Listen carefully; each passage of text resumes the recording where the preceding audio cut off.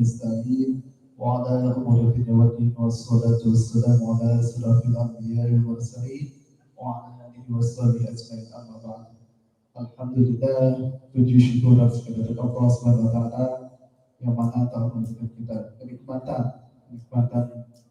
Islam, kenikmatan ihsan dan kenikmatan iman yang sehingga kita dapat berwajah bertatap muka dan bersilaturahmi di tempat kantor DPC PKB Kabupaten Karawang.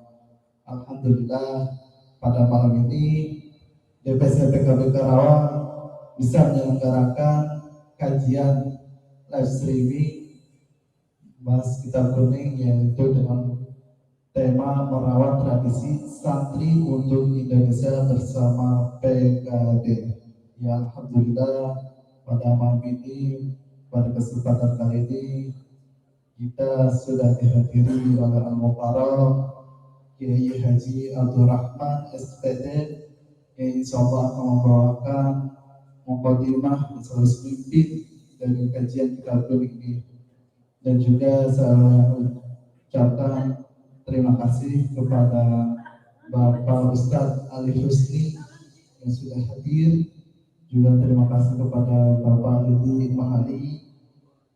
Terima kasih. Yang saya ucapkan terima kasih kepada Bapak Tauban, juga Bapak Ustadz jajaran pengurus PKB. Yang saya hormati Ketua DPC PKB Kabupaten Karawang, yakni Bapak Rahmat Hidayat Jati MIP. Yang saya hormati juga Sekretaris Cabang Kabupaten Karawang, yakni Bapak Riki Sofian. Yang saya hormati juga rekan-rekan pengurus dan juga adik-adikku yang saya banggakan. Alhamdulillah, hari ini kita akan membawakan Marawis. Juga terima kasih kepada penonton juga hadir yang live streaming di YouTube. Jangan lupa kita saksikan ya di YouTuber RHD TV.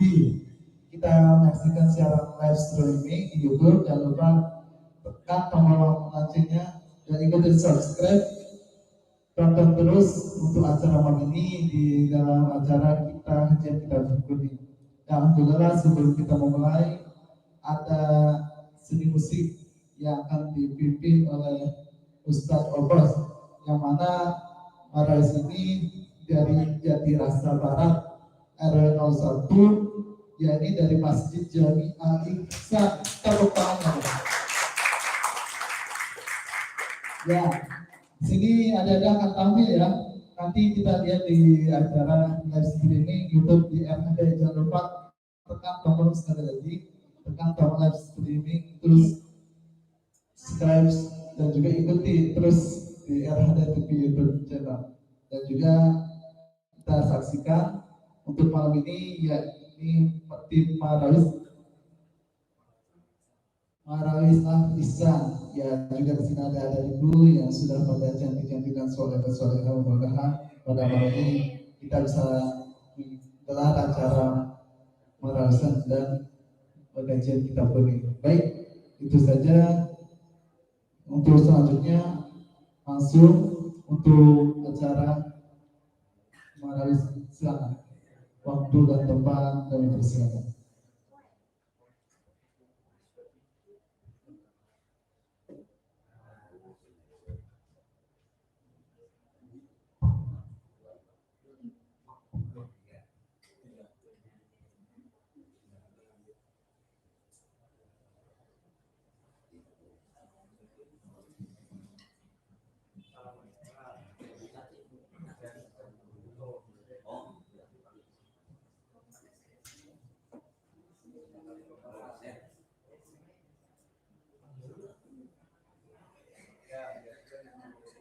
Assalamualaikum warahmatullahi wabarakatuh.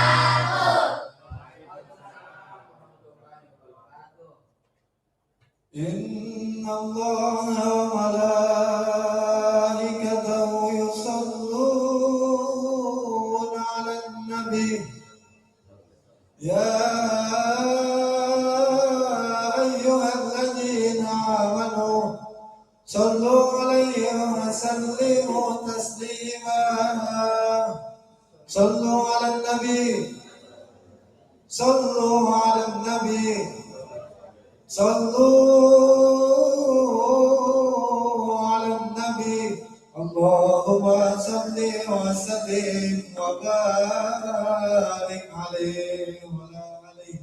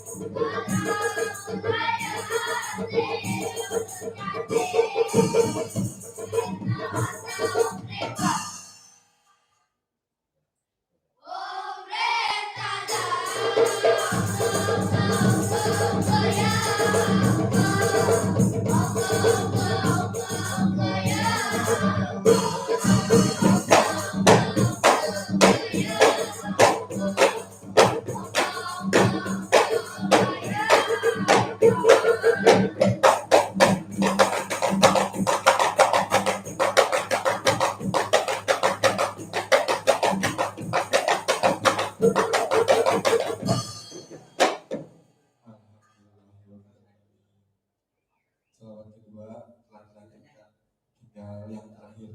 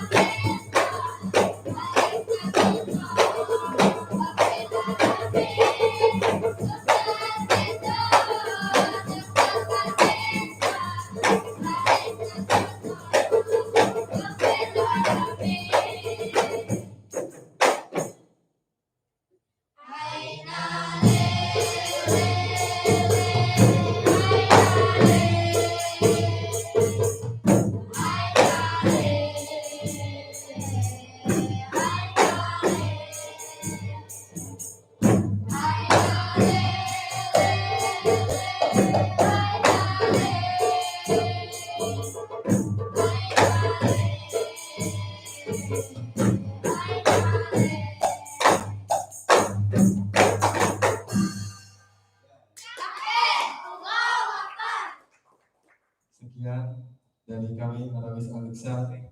Mohon maaf bila banyak kekurangan dari kami. Wassalamualaikum warahmatullahi wabarakatuh.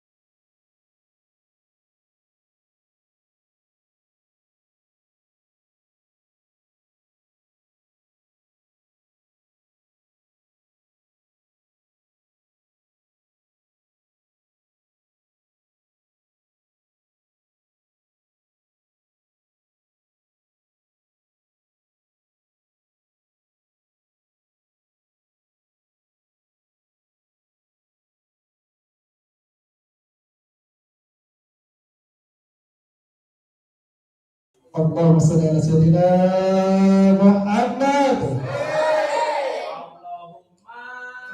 Shalli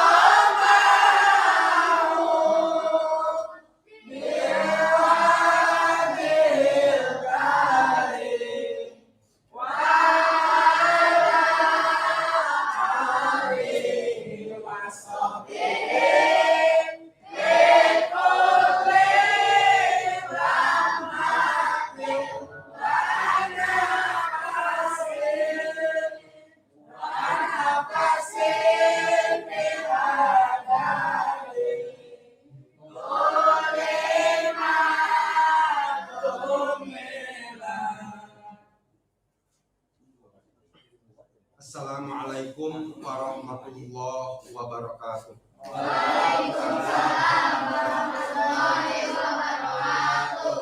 Alhamdulillahi ala ni'amihil kamilah wassalatu wassalamu ala sayyidina Muhammadin bil awsafil kamilah wa ala alihi wa sahbihi alladhina nalu darajatil ulya bisabqi bi nisratillah. Asyhadu an la ilaha illallah wahdahu la syarikalah wa asyhadu anna Muhammadan abduhu wa rasuluhu la nabiyya ba'dah. Allahumma salli ala sayyidina Muhammadin sayyidil awwalin wal akhirin.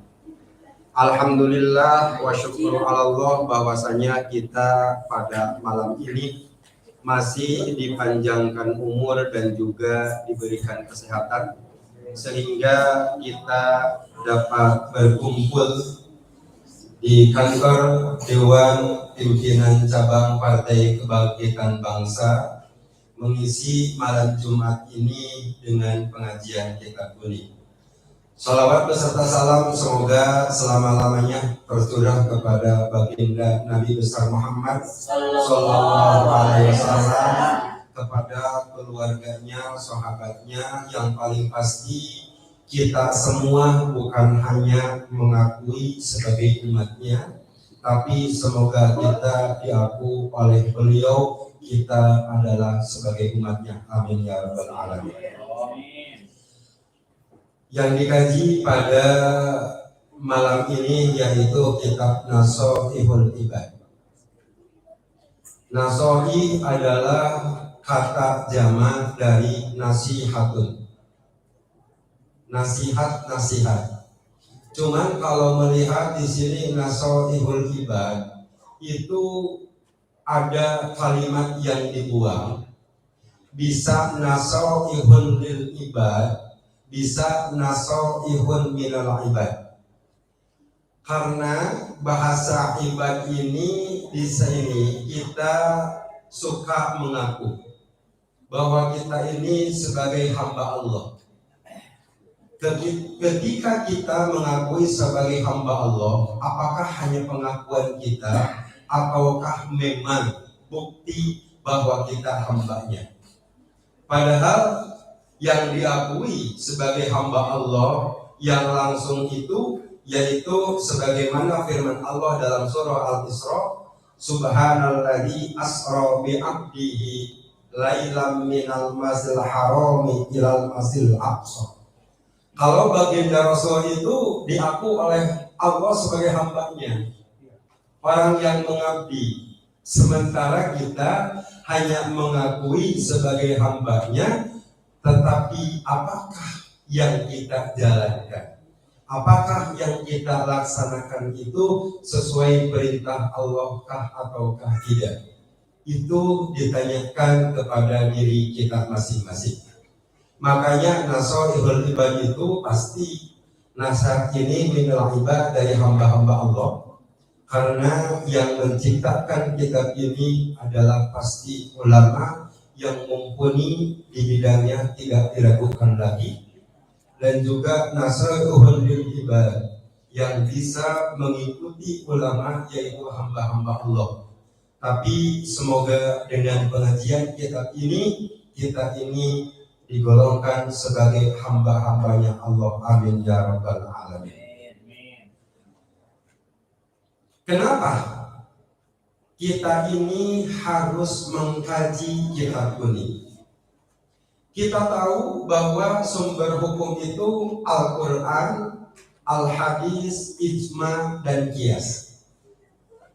Al-Quran itu artinya bahasa pokok. Contoh, dalam Al-Quran aqimus shalah, dirikanlah sholat.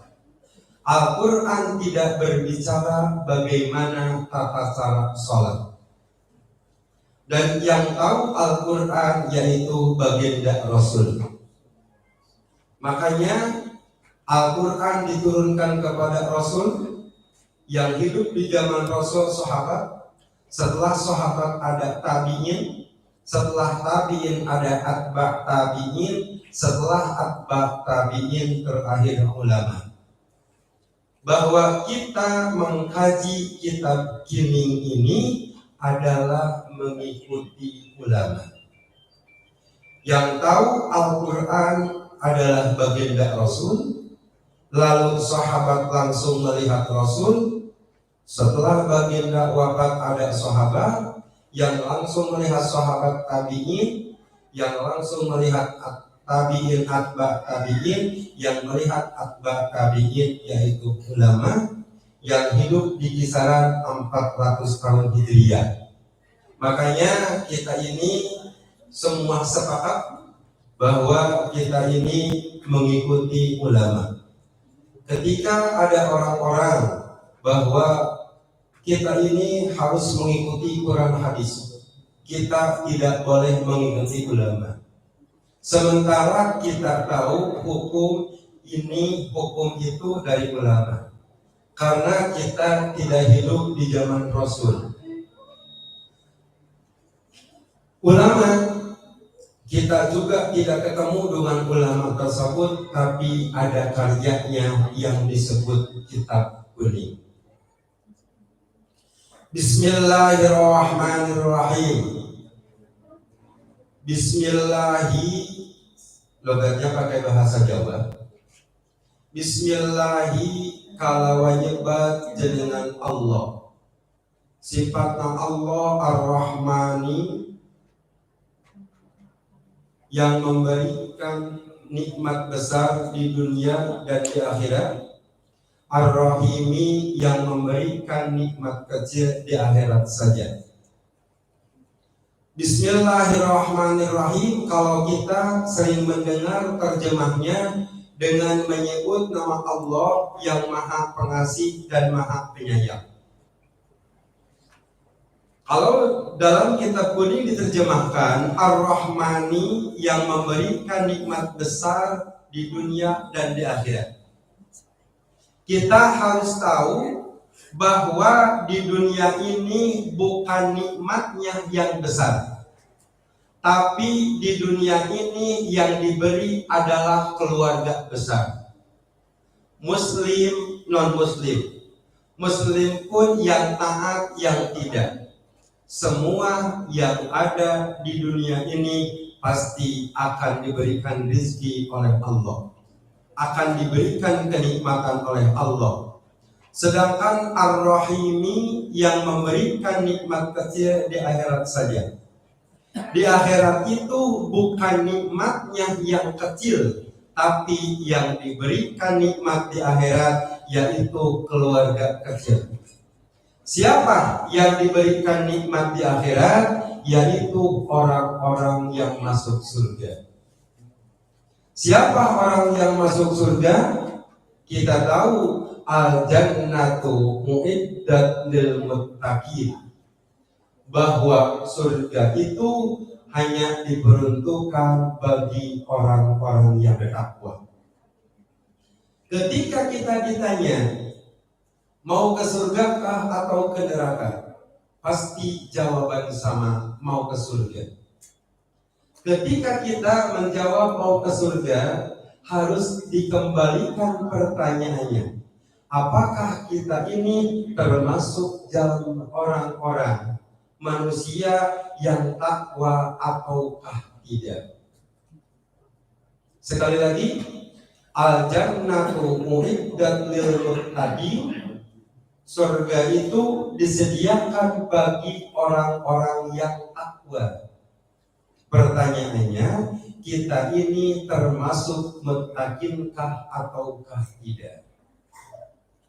Berarti yang harus dijawab atau yang harus menjawab adalah diri kita masing-masing. Alhamdulillahilladzi ja'alal ilma arba'as sifatil kamaliyah.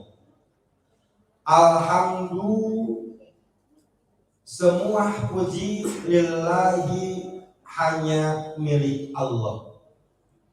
Milik Allah, lillahi berarti lam di sini lil milki. Ada juga lam lil ikhtisas. Alhamdulillahi, semua puji hanya milik Allah. Tentu tidak ada yang patut dipuji kecuali Allah. Alhamdulillahi lam lil istighraq. Artinya tidak ada lagi yang harus dipuji melainkan Allah. Makanya dalam kitab kuning itu lam saja banyak. Lil milki, lil ikhtisas, lil istighraq, sama saja, intinya tidak ada yang patut dipuji kecuali Allah Subhanahu wa ta'ala. Makanya dalam salah satu hadis kata baginda Rasul, kata, kalau ada orang memujimu, maka lumburilah orang tersebut dengan debu. Dalam artian, kita ini jangan sekali-kali pingin dipuji. Kita ini sekali-kali jangan mau dipuji. Tidak pantas. Yang pantas dipuji hanyalah Allah Subhanahu wa ta'ala. Kita dipuji apanya? Karena cantiknya. Orang lain lebih cantik daripada kita. Kita ingin dipuji karena kaya. Orang lain lebih kaya daripada kita. Kita ingin dipuji karena kepintaran kita. Orang lain lebih pintar daripada kita. Sehingga Allah mengingatkan dalam Al-Quran, wa fawqa kulli dzi ilmin alimun. Di atas orang yang berilmu masih ada orang yang berilmu. Maka sekali lagi, yang namanya manusia, kapanpun siapapun, jangan berharap pujian. Yang berhak dipuji hanyalah Allah Subhanahu wa ta'ala. Allah itu alladzi ja'ala, Allah yang menjadikan al-ilma, Allah menjadikan ilmu arba'as sifatil kamaliyah, setinggi-tingginya sifat kesempurnaan. Bahwa seseorang akan tinggi derajatnya di dunia ini dan akan tinggi derajatnya di mata Allah ketika mempunyai ilmu. Manusia ketika ingin bahagia, manusia ketika ingin mulia harus dengan ilmu. Sesuai dengan hadis Nabi, man arada dunya fa'alaihi bil ilmi, wa man aradal akhirata fa'alaihi bil ilmi, wa man aradahuma fa'alaihi bil ilmi. Siapa saja orang yang berharap bahagia di dunia harus dengan ilmu. Siapa orang yang berharap bahagia di akhirat harus dengan ilmu. Siapa orang yang ingin bahagia di dunia dan di akhirat tetap harus dengan ilmu. Makanya pantas ketika musannif dalam kitab ini mengatakan bahwa Allah menjadikan ilmu arba'as sifatil kamaliyah, bahwa manusia akan tinggi, akan sempurna ketika dengan ilmu. Dalam hal ilmu, Islam itu begitu adil. Apakah setiap ilmu wajib dicari? Tidak. Makanya dalam kitab Ta'limul Muta'allim, yang wajib dicari adalah ilmul hal.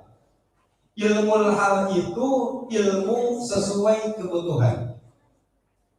Ketika kita hari ini wajib sholat, kita wajib tahu ilmu sholat.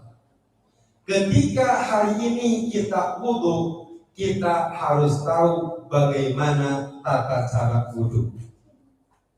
Contoh, ketika Pak Ustaz Abdurrahman belum mau menunaikan ibadah haji, lalu dia belum tahu ilmu haji, dia tidak dosa. Tapi ketika orang mau berangkat haji, orang tersebut wajib tahu bagaimana tata cara haji. Jadi ilmu yang wajib dicari itu adalah ilmu hal. Apa yang kita kerjakan sekarang, kita harus tahu ilmunya. Makanya dalam salah satu kitab yang sering didengungkan dulu itu di musola atau di langgar-langgar, Fakullu man bighairi ilmin ya'malu a'maluhu mardudatun la tuqbal. Fakullu man, siapa saja manusia, ya'malu yang beramal, bighairi ilmin, tidak memakai ilmu atau tanpa ilmu, a'maluhu, maka amalnya orang tersebut mardudatun, tertolak, la tuqbalu, tidak diterima.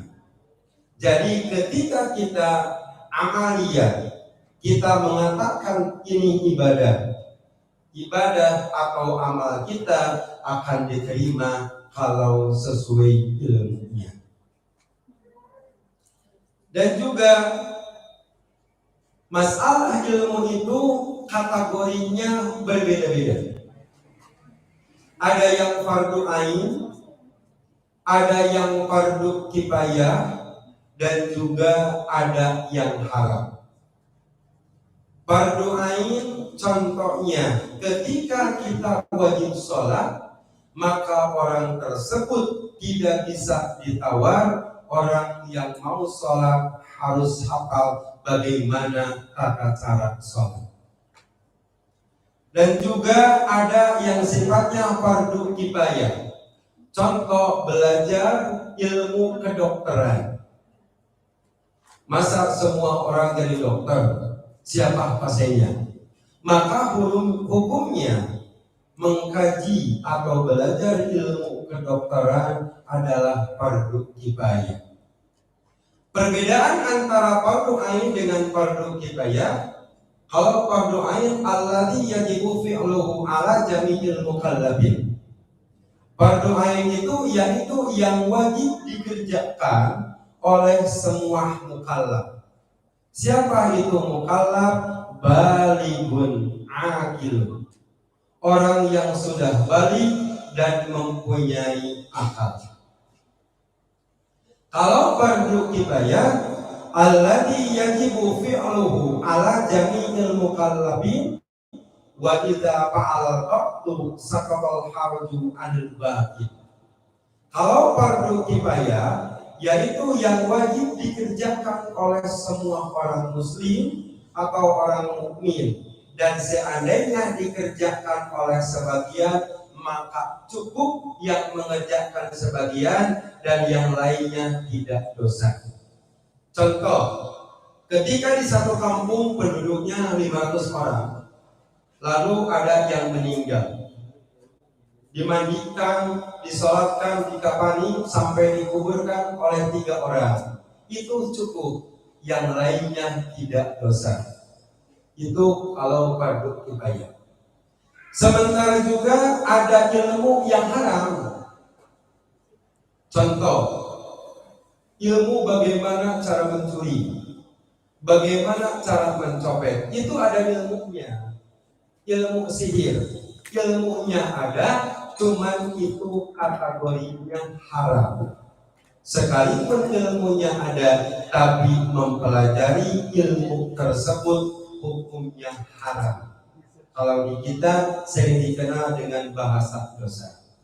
Jadi yang wajib dicari adalah ilmu yang sifatnya fardu ain atau yang sifatnya fardu kifayah. Arba'un sifatil kamaliyah. Betul sekali, makanya ketika pembukaan di kitab ini Allah berfirman, "Qul hal yastawil ladina ya'lamuna wal ladina la ya'lamun."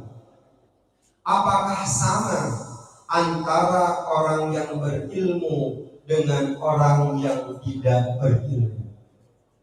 Maka pantas sekali ketika di sini ilmu itu arba'us sifatil kamaliyah. Dan juga di keterangan yang lain tentang ilmu, al-ilmu nurun aina muktabas wa sahibul ilmi mukramun aina jalas. Ilmu itu akan menjadi cahaya di mana saja didapat.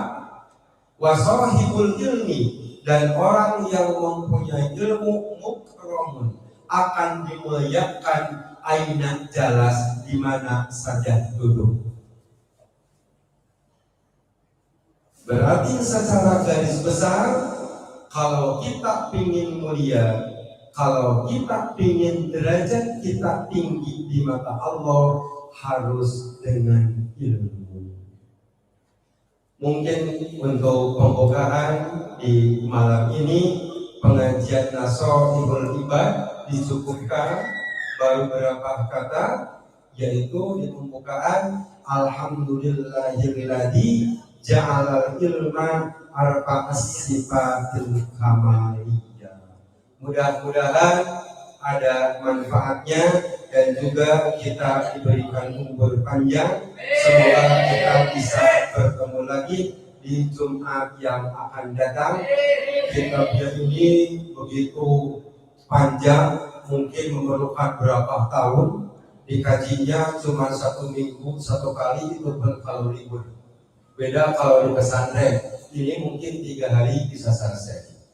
Allahumma sholli ala habibina wa syafi'ina wa karimina wa maulana Muhammadin wa sallim radhiyallahu wa ta'ala an ashabi rasulillahi ajma'in. Amin.